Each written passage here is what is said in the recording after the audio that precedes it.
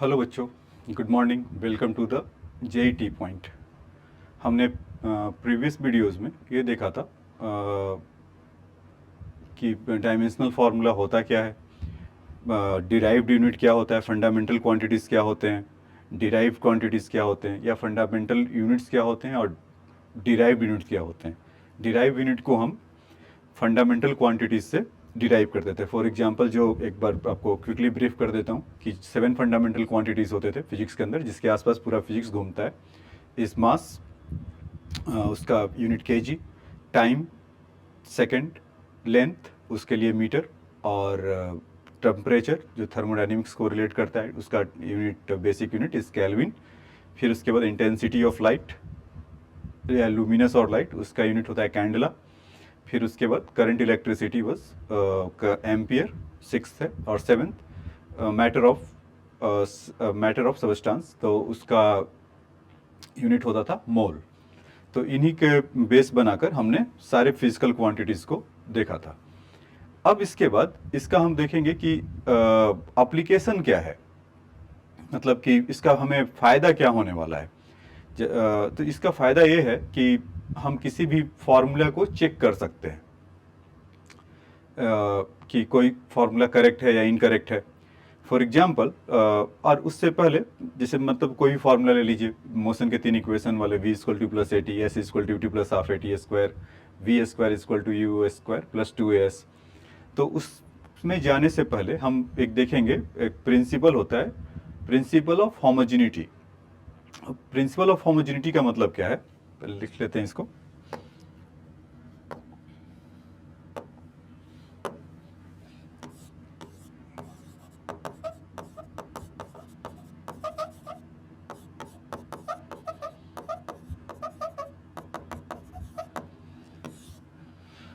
इसका ये मतलब है कि सपोज आपको पता होगा मैथ वगैरह में, या कोई भी क्वांटिटी को हम जब ऐड करते हैं तो उसका यूनिट सेम होना चाहिए। फॉर एग्जांपल, मैं आपसे पूछूँ x प्लस एक्स, फटाफट बोल देंगे 2x, 10x plus 5x 15x। अगर मैं पूछूँ 5x प्लस 3y, तो it will be 5x plus 3y ही होगा, उसको हम ऐड नहीं कर सकते। क्यों? क्योंकि वो डिफरेंट डिफरेंट वेरिएबल है। तो सेम बेसिक सा कॉन्सेप्ट इसके अंदर भी लॉ ऑफ और प्रिंसिपल ऑफ होमोजेनिटी के अंदर वर्क करता है।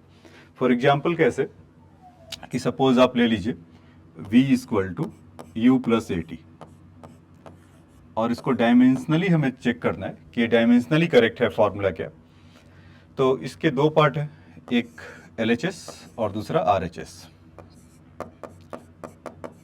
तो LHS में जितना यूनिट है उतना ही RHS में भी रहना चाहिए। अच्छा, तो LHS में देखिए इसका वेलोसिटी का क्या होता है, LT माइनस 1, ठीक। और RHS में एक K यूनिट है। RHS में दो पार्ट है, तो दोनों का सेम होना चाहिए, तभी हम उसको ऐड कर पाएंगे। अभी मैंने बोला था ना कि दो यूनिट को कैसे ऐड करेंगे, या दो फिजिकल क्वांटिटी को अगर हमें ऐड करना होगा, it have been there same same unit. तो यू को अगर आप देखिए तो इसका होता है L T minus 1। A into T का अगर डायमेंशनल फॉर्मूला देखेंगे तो ए के लिए L T minus 2, because metre पर सेकेंड स्क्वायर इंटू टी, तो कितना हो गया एल टी माइनस 1। तो इन दोनों का सेम है यूनिट, यू का सेम है और ए टी का सेम है, तो इस चलते हम दोनों को ऐड कर पाएंगे। तो हम यहाँ से बोल सकते हैं R H S equal to L H S. तो प्रिंसिपल ऑफ होमोजेनिटी का मतलब ये है कि हम किसी भी फॉर्मूला को हाउ टू उसको उसका करेक्टनेस चेक कर सकते हैं। सेम देखिए दूसरा एक अगर एक लेते हैं, S equal to U T plus half A T square.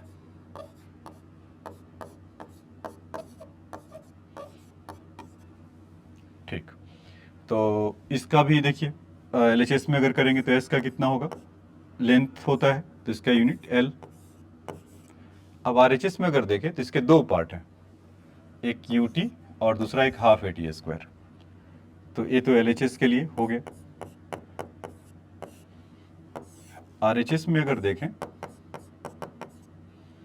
तो यू टी के लिए L T minus 1 into T equal to L.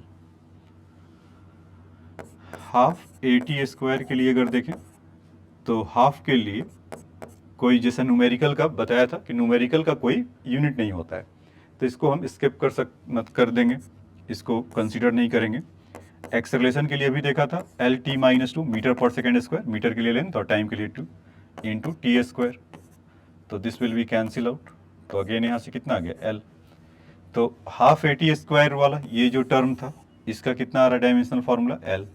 U T वाला जो था इसका डायमेंशनल फार्मूला कितना है एल। तो यानी आर एच एस में दोनों टर्म का एल और एल है और एल एच एस में एल है, तो हम कह सकते हैं ना L H S is equal to R H S. तो इस तरह से हमें फॉर्मूला हम चेक करके दिखा सकते हैं।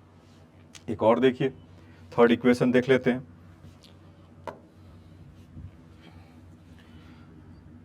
V square is equal to U square 2as।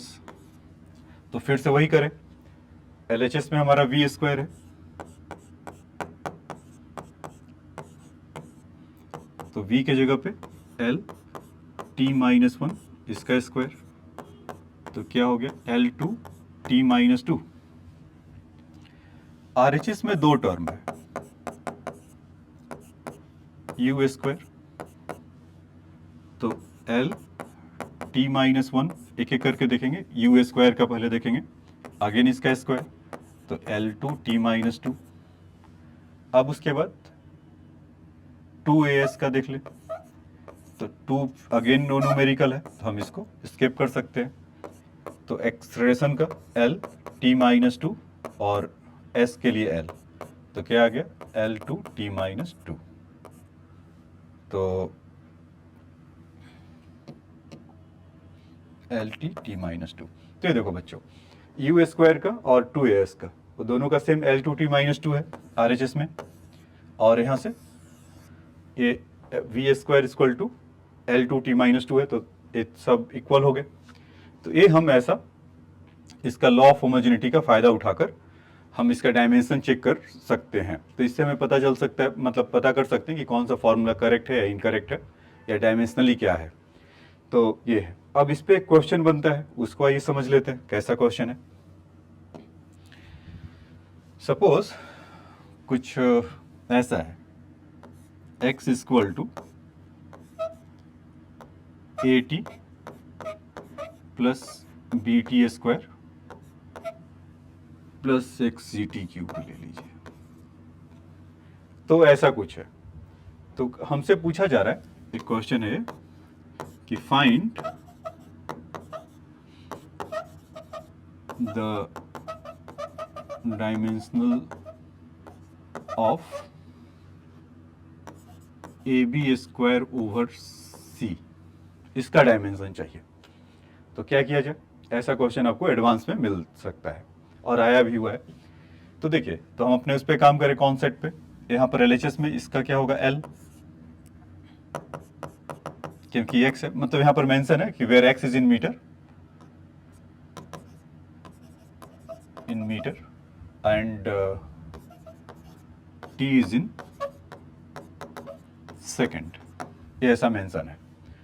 ठीक है, तो अब हमें पूछा जा रहा है कि ए बी स्क्वायर बाई सी का बताओ। तो एलएचएस में इसका क्या हो जाएगा एल, तो लॉ ऑफ होमोजेनिटी से हर टर्म का क्या होगा एल, इसका भी एल, इसका भी एल, यही होगा।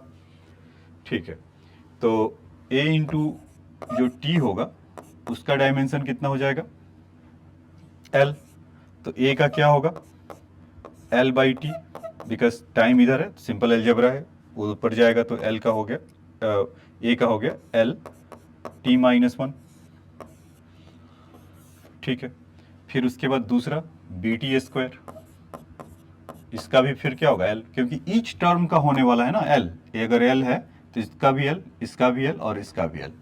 तो बी टी स्क्वायर का, तो बी इक्वल टू कितना हो जाएगा एल बाई टी स्क्वायर, तो कितना हो गया एल टी माइनस 2। फिर ऐसे ही सी टी क्यूब का, इसका कितना हो गया, इसका भी एल, तो C equal to L by T cube. तो सी का डायमेंशनल फॉर्मूला कितना हो गया एल टी माइनस 3। ठीक है बच्चों, तो यहाँ तक तो बहुत आसान है समझना कि जो होमोजेनिटी के लिए देखा था कि जो एलएचएस का होगा वो आरएचएस में ईच टर्म का सबका होगा, और सबका हमने ऐसे निकाल लिया ए टी का भी एल, बी टी स्क्वायर का भी एल, सी टी क्यूब का भी एल, और टी का जो वैल्यू था वहाँ पर पुट करते चले गए। तो ए का हमें मिला L T minus one, B का मिला एल टी माइनस टू, और सी का एल टी माइनस थ्री। ये माइनस है, थोड़ा इसको आप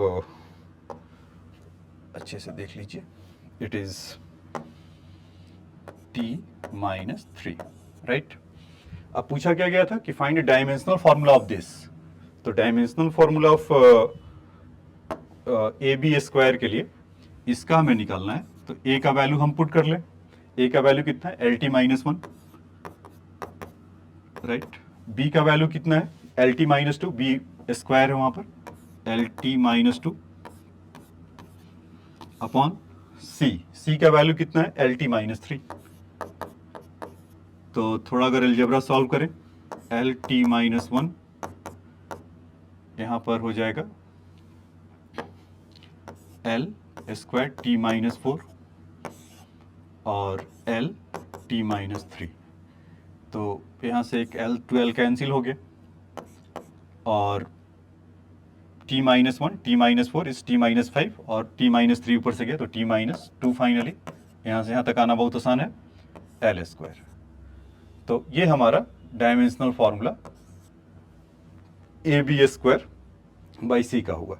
तो इसमें हमें कुछ भी पूछ सकता था। अगर हमसे पूछता कुछ ए बी सी का, या A square B square by C square, मतलब हमें एक बार ए बी सी पता चल गया तो इधर कितना भी वो कुछ करे कलाकारी, मीन्स कि इसको ए इंटू बी इंटू सी करे या ए स्क्वायर बी स्क्वायर कुछ भी करे, उसका वैल्यू हम पुट करेंगे और उसका डायमेंशनल फॉर्मूला वो आ जाएगा। तो ये बहुत ही बेसिक था, तो ये समझ में आया होगा। ठीक है, अब आइए इसके बाद कुछ नेक्स्ट और देखते हैं। अब इसके बाद हम ये देखेंगे कि कुछ और डायमेंशनल फार्मूला को कैसे चेक कर सकते हैं, तो उसको आइए देख लेते हैं। जैसे फॉर एग्जांपल टाइम पीरियड जैसे होता है t इक्वल टू, मतलब एक पेंडुलम है और इसका मास m है और इसका लेंथ यहाँ से यहाँ तक l है, और इसको थोड़ा डिस्टर्ब वैसे करते हैं। तो इसके बाद ये कुछ ऑसिलेट करेगा, तो ऑसिलेट करता है जब इस प्रोसेस में, तो इसका टाइम पीरियड क्या होगा। तो टाइम पीरियड इसका होता है 2 pi under root L by G. अभी हम ये भी सिखाएंगे आपको कि time period equal to 2 pi under root L by G होता कैसे है। अभी केवल आपको डायमेंशनल चेक करना सिखा रहे हैं कि डायमेंशनली करेक्ट है क्या। तो LHS में देखिए यहाँ पर टी हो गया, 2 पाई का तो न्यूमेरिकल है, कुछ होगा नहीं। एल जी के लिए कितना होगा, एल टी माइनस टू का square root, L to L cancel हो गया, यहाँ पर T equal to T square ऐसा होगा। तो टी का रूट कितना हो गया, टी, तो टी इक्वल टू टी हो गया। तो ये आपने सीखा, डायमेंशनली ये करेक्ट है। ठीक है, अब आइए कुछ इसके बाद और क्वेश्चंस और लेते हैं। तो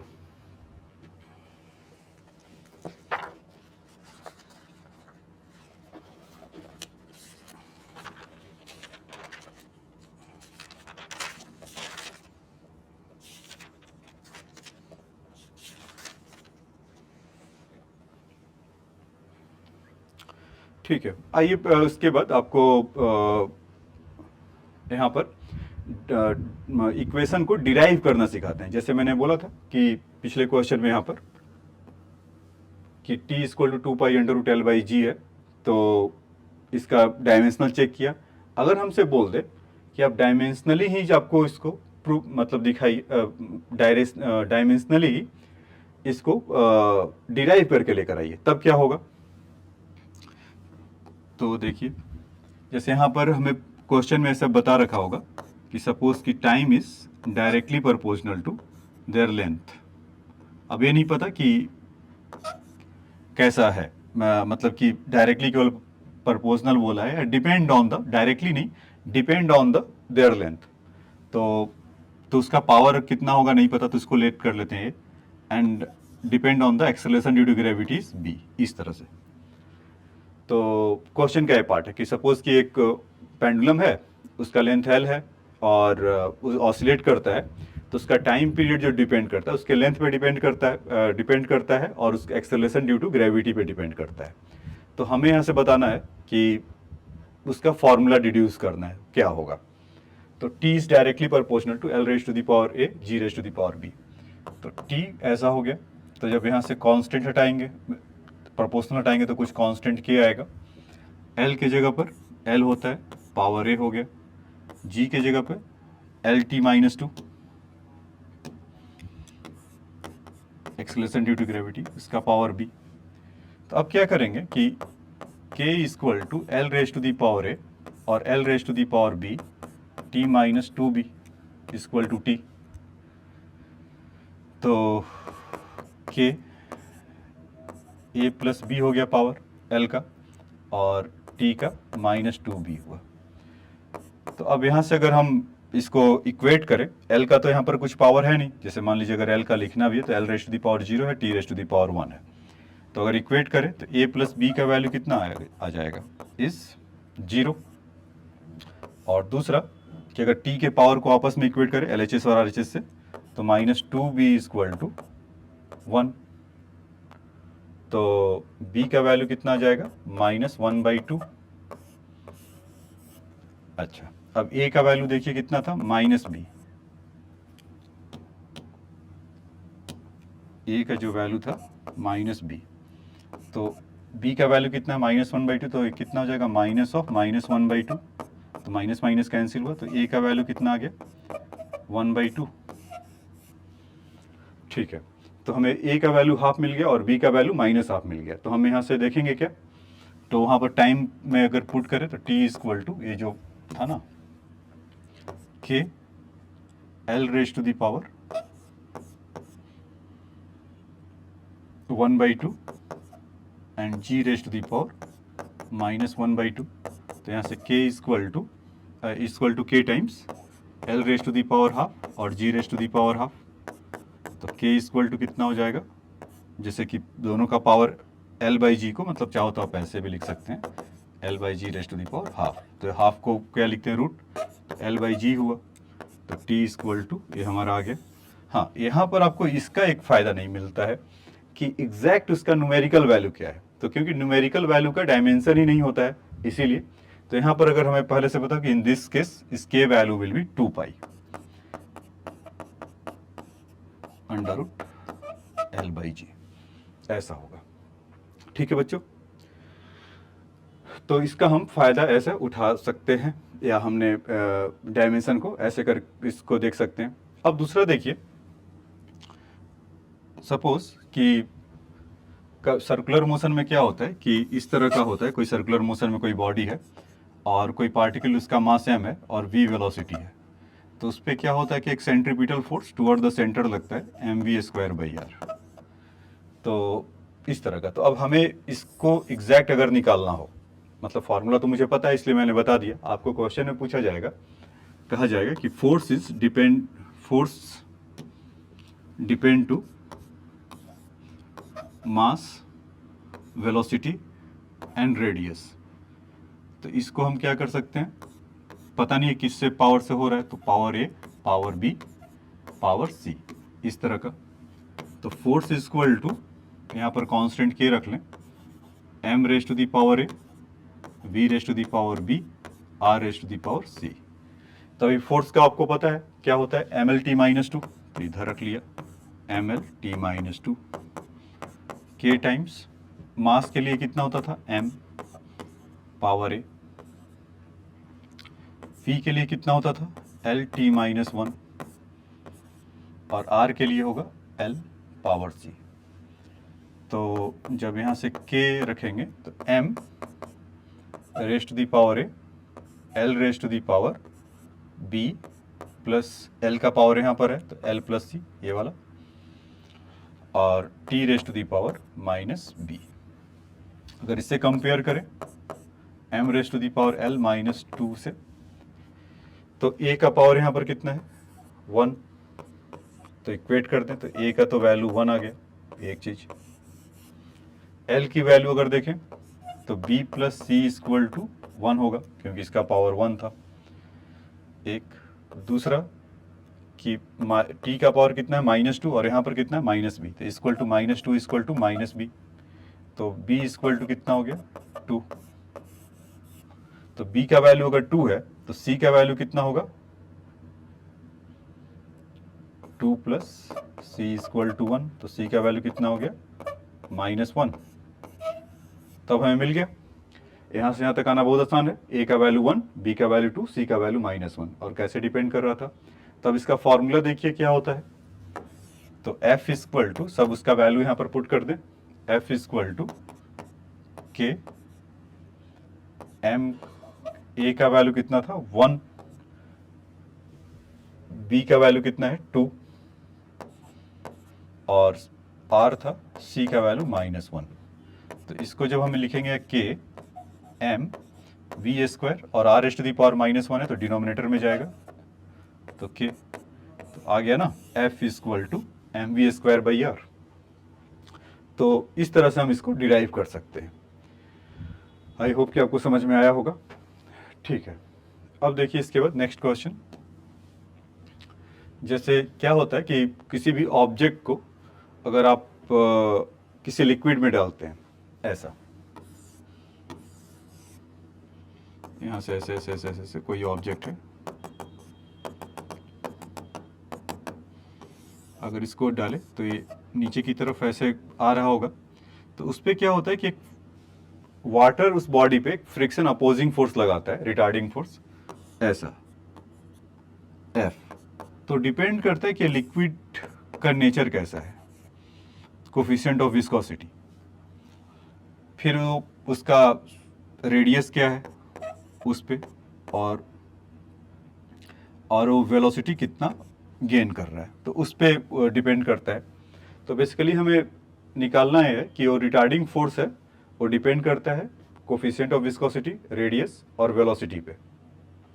तो हमें फोर्स का फॉर्मूला निकालना है। तो इस केस में मैं ऐसे आपको बता देता हूँ होता क्या है। F equal to 6 pi Neeta R B, ये स्टोक्स लॉ कहलाता है। तो force is the directly proportional to what, Neeta, not directly means power, means वहां से डायरेक्टली प्रोपोर्शनल, तो पावर ए, रेडियस v, वेलोसिटी को c से कर लिया ऐसा। तो अब यहाँ पर F इक्वल टू क्या हो जाएगा, k times Neeta a, radius b, velocity power c। तो F के लिए अगर देखें mL_t-2 होगा, k नीटा के डायमेंशनल फॉर्मूला बच्चों याद है, mL-1t-1 power a, radius l, velocity L_t-1 power c। तो यहाँ से mL_t-2 equal to k times, अब देखिए सबको क्लब करना स्टार्ट कर लेते हैं। m का पावर यहाँ पर कितना है a, तो खाली ये है। l का पावर यहाँ पर है, यहाँ पर है, यहाँ पर है और यहाँ पर है।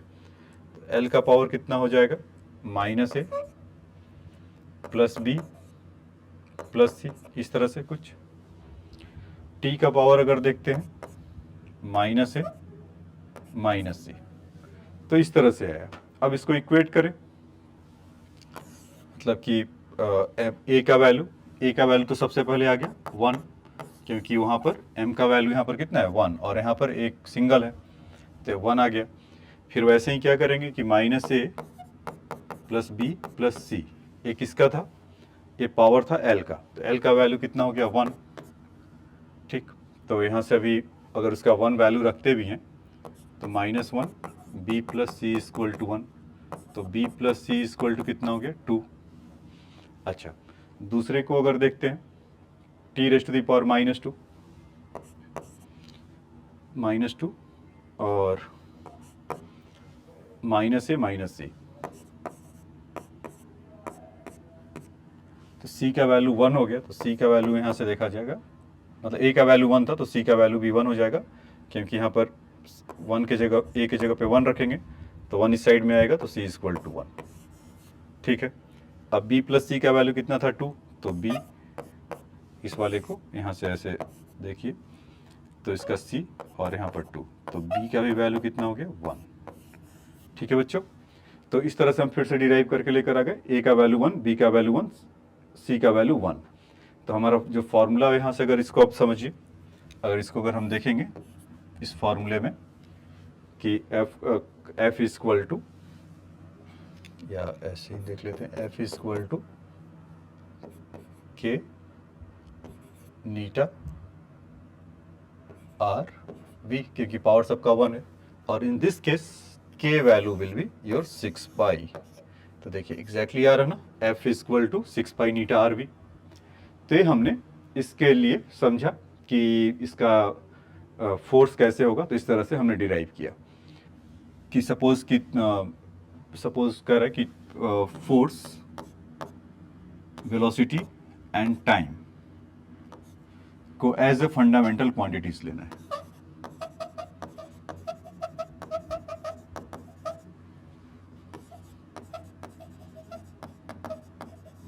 एज ए फंडामेंटल क्वांटिटीज लेना है, तो उसके अंदर हमें यह बताना है कि फाइंड डायमेंशन ऑफ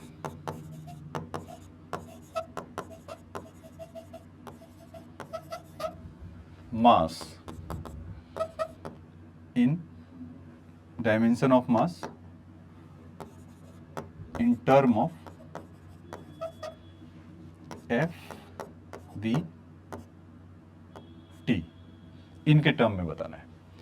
तो देखिए अभी उसको फंडामेंटल क्वांटिटी लेना है, तो f इक्वल टू, इसमें क्या होगा कि m l t माइनस 2 होता है, वेलोसिटी के जगह पे l t माइनस 1 होता है, और टाइम के जगह पे तो टाइम ही होता है।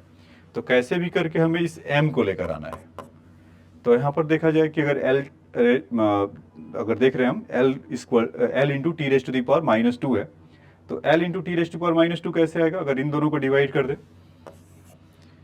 v बाई टी को अगर डिवाइड करें तो कितना आएगा यहाँ से, l t minus 1 upon T, तो कितना हो गया l t माइनस 2। तो इसका रेडीमेड वैल्यू मिल गया, यानी कि v बाई टी अगर आप करेंगे तो यहाँ पर आ जाएगा। तो इसको हम क्या लिख सकते हैं, f equal to m times इस वाले जगह पे v बाई टी, तो यहाँ से कितना हो गया m equal to f t by we.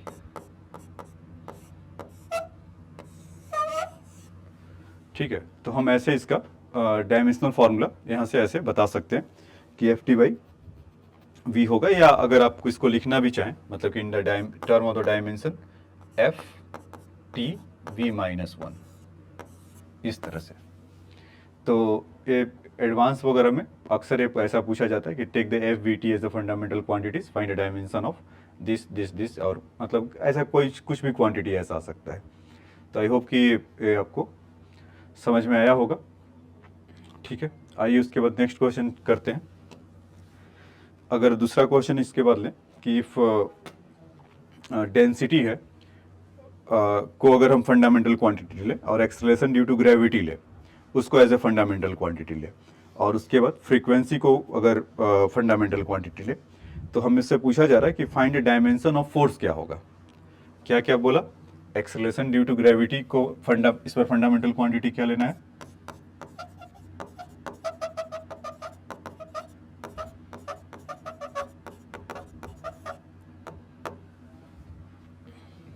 रो लेना है, फिर उसके बाद फ्रीक्वेंसी को लेना है, फिर उसके बाद एक्सेलरेशन ड्यू टू ग्रेविटी लेना है जी। तो इनके टर्म में हमें बताना है कि फ्रीक्वेंसी, डेंसिटी और उसके बाद acceleration due to gravity as a fundamental quantity को लेना है, तो और उसके बाद हमें बताना है कि फोर्स का क्या होगा। फंडामेंटल टेक एज, ऐसा लिख देता हूँ, take as fundamental quantities rho, frequency g, find dimension of force. ठीक है, तो इसमें जैसे कि आपको डेंसिटी के लिए पता होता है, डेंसिटी के लिए क्या होता है, मास बाई वॉल्यूम। तो मास के लिए कितना हो गया, m upon L minus 3, mass by volume का ही डायमेंशन फॉर्मूला होगा। फ्रीक्वेंसी के लिए देखा जाए तो t minus 1, acceleration due to gravity के लिए L t माइनस 2, इस तरह का। तो अब फोर्स का डायमेंशनल फॉर्मूला क्या होता है, F equal to ml t minus 2। तो एल टी माइनस 2, देखो यहाँ तक तो है इसका, ये वाला। मास का अगर कहीं से आ जाए तो मास का कैसे मिलेगा, ठीक है, और इन द टर्म, मतलब कि इन दोनों को अगर एल टी माइनस 2 तो यहाँ पर है और वहाँ से आपको एल का चाहिए होगा, तो इसको हम इन दोनों को देखो, मतलब इसको कैसे भी, मतलब एक तो जी हमें फिक्स है, मतलब कि F equal to M into G, ये तो वैसे भी हमें पता होता है क्योंकि इसका एल टी माइनस 2 का कितना हो जाएगा, जी हो जाएगा। मास को निकाल कर लेकर आना है, तो in the term of v और रो। तो यहाँ पर देखिए कि अगर रो इंटू या रो स्क्वायर इंटू जी करेंगे तो कितना, न्यू, रो नहीं, न्यू इस फ्रीक्वेंसी, टी स्क्वायर का टी रेस्ट पावर माइनस 2 है और जी का वैल्यू भी आपका माइनस 2 है। तो क्यों ना इसको ऐसा करा जाए कि न्यू स्क्वायर का कितना हो जाएगा, t raise to the power minus 2, और जी के जगह पे कितना हो जाएगा, एल टी माइनस 2। तो इन दोनों को अगर हम डिवाइड करते हैं जी बाई न्यू स्क्वायर, तो कितना हो गया, एल, क्योंकि ये दोनों कैंसिल हो जाएगा तो हमें एल का चाहिए था। तो अभी यहाँ से इसको रो में अगर पुट कर दें, यहाँ से इस वाले में, तो रो इज इक्वल टू मास का तो एम हो जाएगा, यही लाना था, और एल के जगह पर क्या लिख सकते हैं, जी न्यू स्क्वायर। तो इसका यहाँ पर पावर माइनस 3 एल के लिए हो जाएगा। तो एम का वैल्यू यहाँ से कितना निकल कर आ गया, m is equal to rho nu, अगर ये बिकॉज माइनस 6 होगा ऐसा, और जी का पावर बाई माइनस 3 ऐसे। बाद उसको हम सेटल कर लेंगे बाद में, कि इसका पावर माइनस 6 हो गया और इसका G raised to the power minus 3 हुआ, यही ना, या इस साइड से, मतलब कि मास के लिए। तो अब यहाँ पर इसका वैल्यू पुट कर दे, एफ एम के जगह पर rho nu raised to the power minus 6 G raised to the power minus 3 into G. तो अब यहाँ से इसका अगर हम वैल्यू निकालें,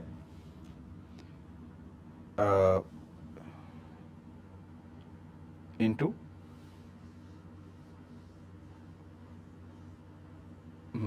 तो ठीक है, यही वैल्यू फिर हमें, क्योंकि फोर्स का चाहिए था, तो F इक्वल टू हमारा ये ऐसा बिन कर आ जाएगा। तो यहाँ पर F इक्वल टू कितना आया, rho G raised to the power 4 upon frequency power 6।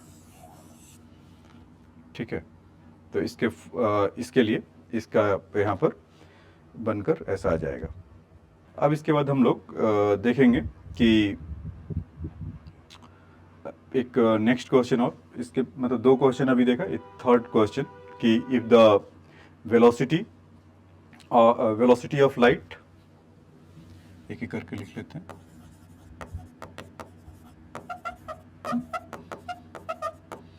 Velocity of light, फिर उसके बाद the acceleration due to gravity,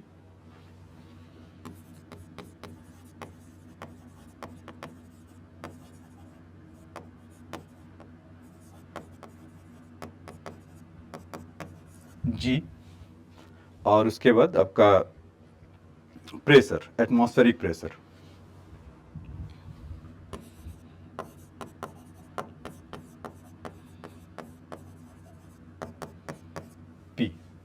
अगर इसको अगर फंडामेंटल क्वांटिटीज अगर है ऐसा, तो हमें डायमेंशन ऑफ लेंथ के लिए चाहिए। तो हमसे पूछा जा रहा है कि डायमेंशन ऑफ लेंथ का डायमेंशन ऑफ लेंथ क्या होगा इन द टर्म ऑफ कि if you take the fundamental quantities of c, g and p. तो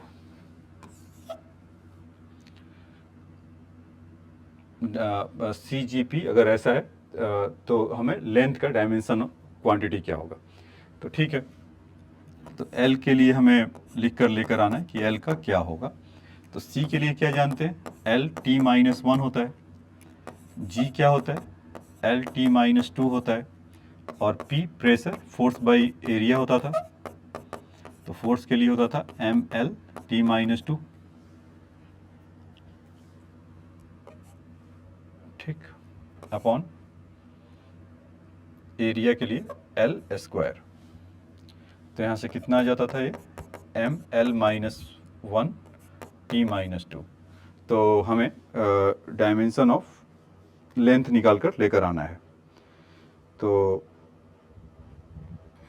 ठीक है, तो डायमेंशन ऑफ लेंथ की अगर बात करें,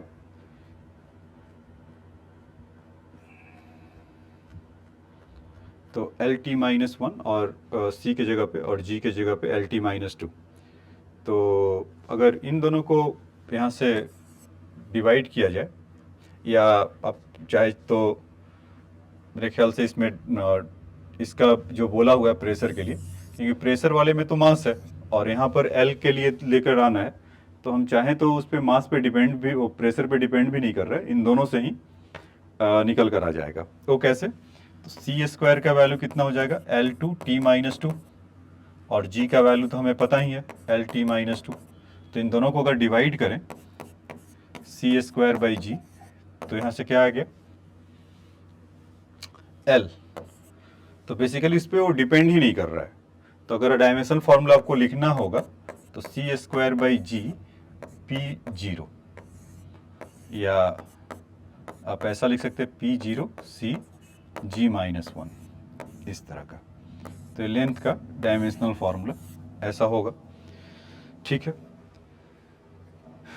तो ये है।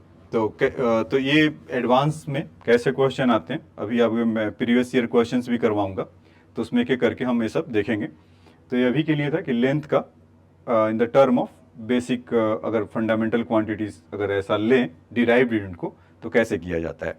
तो इस तरह से किया है। तो एक क्वेश्चन आप मतलब एक्सपेक्ट कर सकते हैं एक साल छोड़कर, या अभी पिछले बार एक ऐसा क्वेश्चन आया हुआ था, या इस बार भी एक ऐसा क्वेश्चन इस साल आया था। तो आप ऐसा क्वेश्चन है कि आप एक्सपेक्ट कर सकते हैं IIT जेई में या मेंस जेई में एडवांस में। अब इसके बाद बच्चों देखो, हम कुछ क्वेश्चन और लेते हैं कि जैसे कि आपको और समझ में आए। कि जैसे क्वेश्चन है, एक घूमते फिरते काफ़ी क्वेश्चन रहता है कि F is equal to A√x plus BT², इस तरह का है, where x is in metre,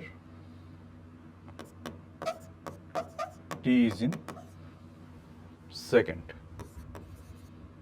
तो हमसे पूछा जा रहा है कि find a dimensional formula of A by B and AB।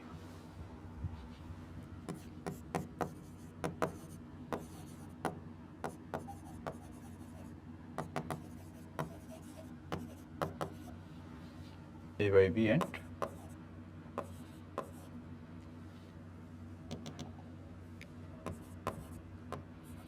AB इसका। तो लॉ ऑफ होमोजीनिटी हमने देखा था, उसके अंदर हमने देखा था ना कि ईच टर्म का इक्वल होगा। तो इस हिसाब से अगर देखा जाए तो A का डायमेंशनल फॉर्मूला क्या होगा, F का होता है ML T-2, तो सेम A इंटू √x का होगा, और x यहाँ पर लेंथ के लिए है। तो A का dimensional formula ML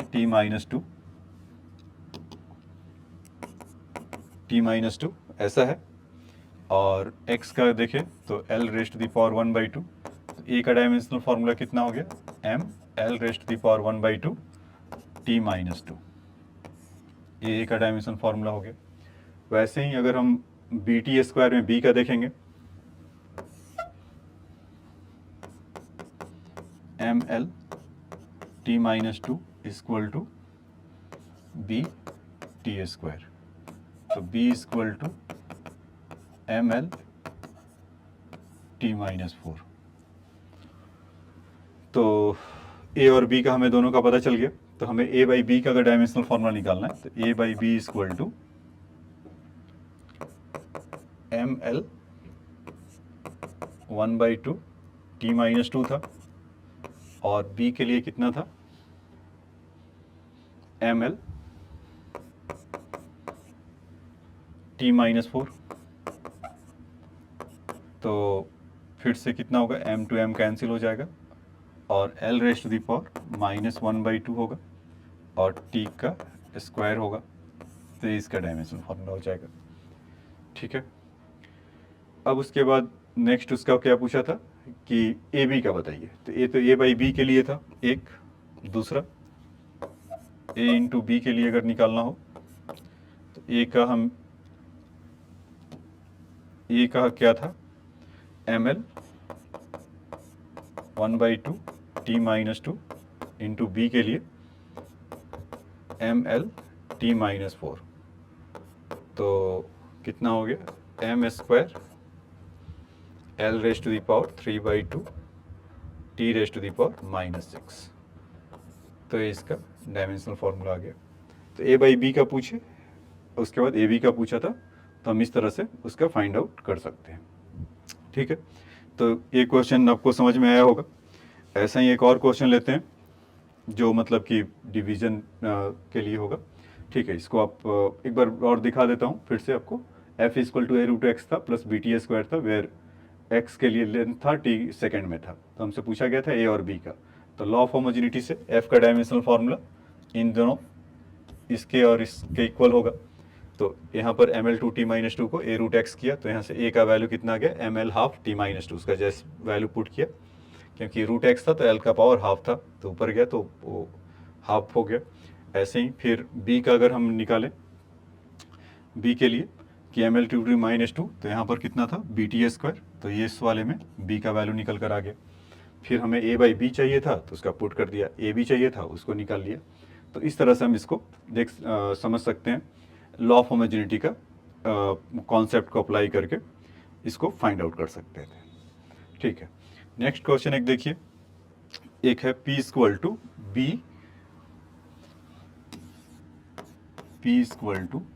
b minus t square, उसके बाद b minus x square by 80।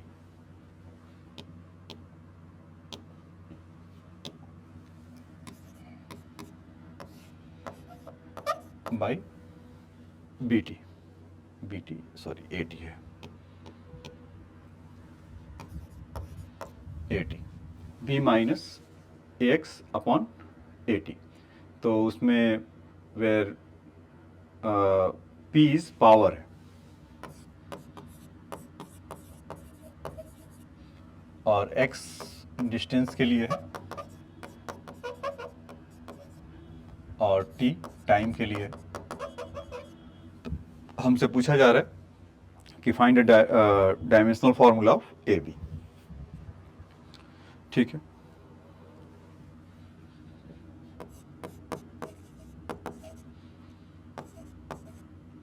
इसका डायमेंशनल चाहिए। तो देखिए बच्चों, ये पावर का है, ठीक है। तो इसमें उससे पहले क्या होगा कि इस लॉग यहाँ पर अगर देखा जाए तो b बाई एक्स में, b माइनस एक्स में, तो जो b का होगा वही a का x का होगा, क्योंकि डायमेंशनली तभी हम उसको कर सकते हैं, जो b का होगा वही x का होगा। अब उसके बाद और at का कुछ होगा। तो यहाँ से अगर देखा जाए, अगर इन दोनों को एक साथ अगर करते हैं तो a बाई एक्स अपॉन 80, एक तो ये आ रहा होगा, या जो b बाई 80 इक्वल टू ये पावर का f का आएगा, है ना। तो उसमें b माइनस एक्स स्क्वायर, अच्छा ये थोड़ा क्वेश्चन में चेंज है, इसमें ये चेंज कर लीजिए, क्योंकि वो तभी वो, क्योंकि यहाँ से a से a कैंसिल हो जा रहा था ना, तो x बाई टी का तो एल टी माइनस वन होगा, तो कभी भी ये x बाई टी को जब करेंगे सेम डायमेंशन में इन दोनों को, तो पावर के लिए नहीं आएगा, वहाँ पर a नहीं है,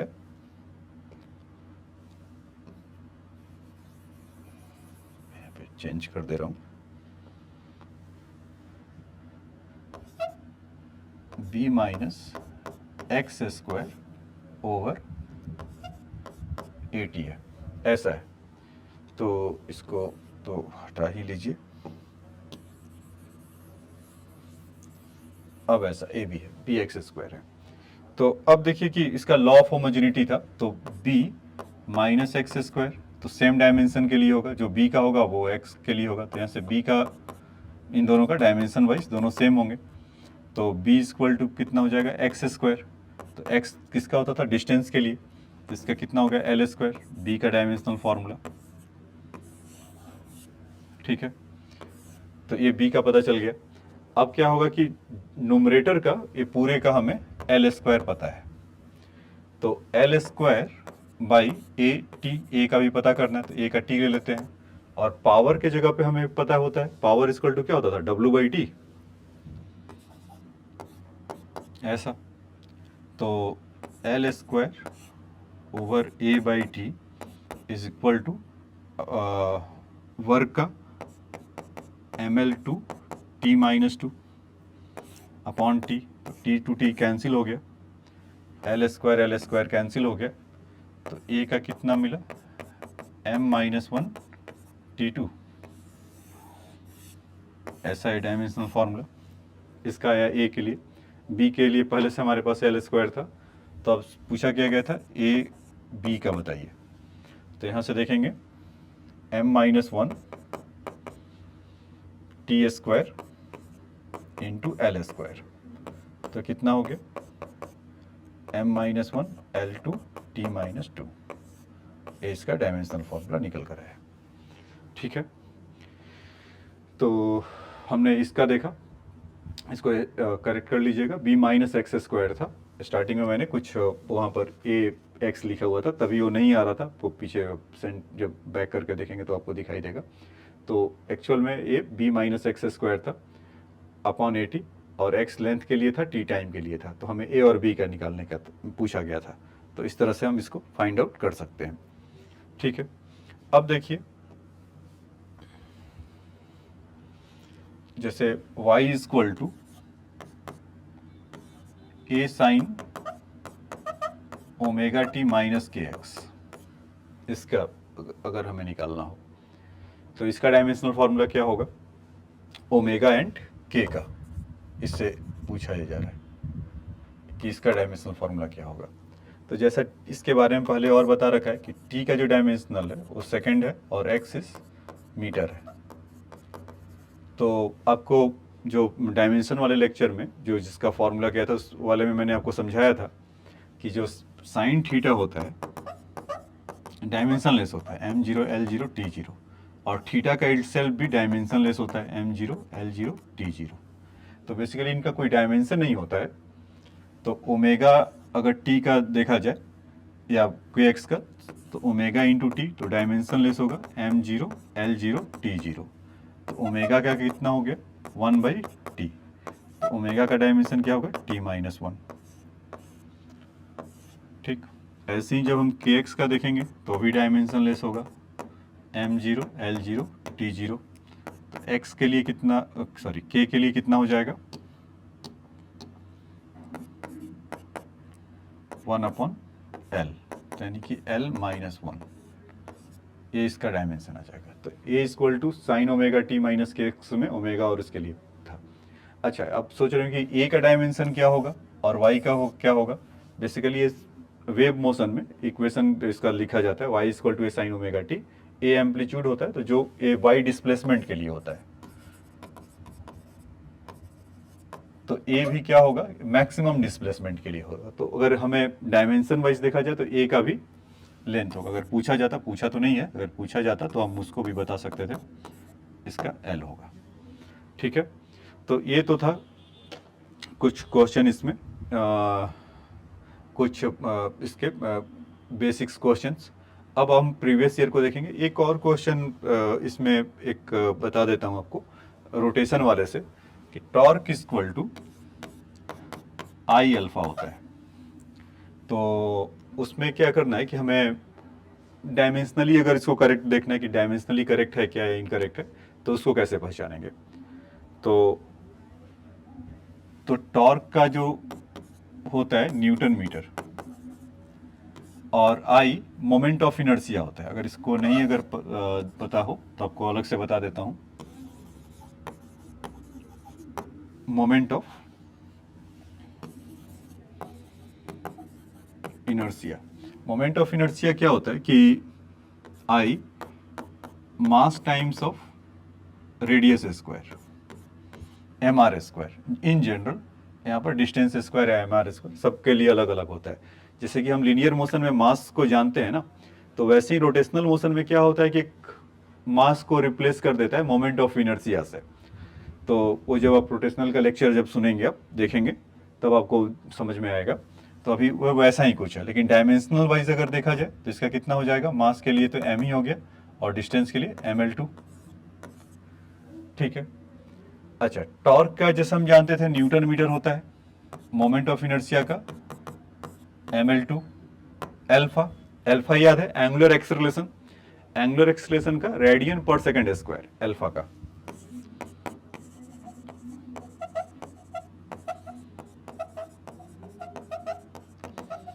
एंगुलर एक्सेलरेशन तो इनका होता है रेडियन पर सेकंड स्क्वायर। तो रेडियन का तो कुछ होता नहीं है, t-2 होगा इसका।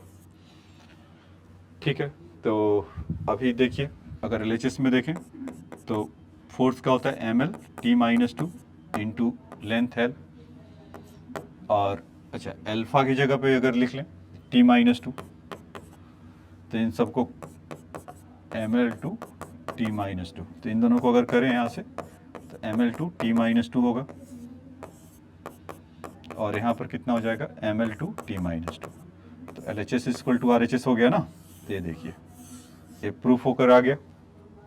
तो एक तो इसका एप्लीकेशन था। ठीक है, तो ये आपका बेसिक था। तो जब भी आपको मतलब इसको डायमेंशंस फॉर्मूला में करना होगा, तो आप वहाँ का डायमेंशन एक जो लेक्चर होगा, इसके पहले का जो वीडियो होगा, तो उसमें आप देखेंगे, उसमें सारे डायमेंशंस फॉर्मूले के लिए, तो वो वहाँ से देख लिया। Application most of the questions जो मतलब बेसिक्स थे, यहाँ पर आपको उसको कराया गया। अब इसका नेक्स्ट सेशन मैं करने जा रहा हूँ प्रीवियस ईयर क्वेश्चंस का, तो आइए उसको देखते हैं कि करके।